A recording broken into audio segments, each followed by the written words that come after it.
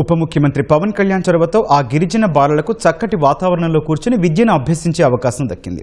అల్లూరి సీతారామరాజు జిల్లా డుంబ్రిగూడ మండలం పెదపాడు గ్రామాన్ని గతేడాది పవన్ కళ్యాణ్ సందర్శించారు. గ్రామంలో శిథిలావస్థకు చేరిన భవనంలోనే పిల్లలు చదువుకోవాల్సి వస్తోందని, దానికోసం కొత్త పాఠశాల భవనం కావాలని గ్రామస్తులు పవన్కు విన్నవించారు. గ్రామంలో పాఠశాల భవనం నిర్మాణానికి చర్యలు తీసుకుంటానని పవన్ హామీ ఇచ్చారు. ఇందులో భాగంగానే గిరిజన సంక్షేమ శాఖ ఆధ్వర్యంలో పాఠశాల భవన నిర్మాణానికి నిధులు మంజూరు చేశారు. పాఠశాల భవనంతో పాటు అవసరమైన సదుపాయాలను ఏర్పాటు చేశారు. సమస్యను అర్థం చేసుకుని పాఠశాల భవనాన్ని నిర్మించిన డిప్యూటీ సీఎంకు గ్రామస్తులు ధన్యవాదాలు తెలిపారు.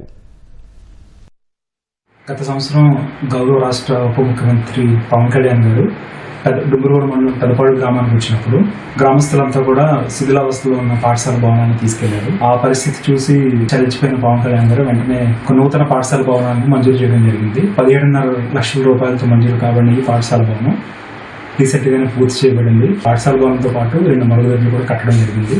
ఈ పాఠశాల భవనం అయితే ప్రస్తుతం పూర్తి చేసి స్కూల్ కి హ్యాండ్ ఓవర్ చేయడం జరిగింది. ప్రస్తుతం క్లాస్ రూమ్స్ అన్ని కూడా అక్కడే జరుగుతుంది.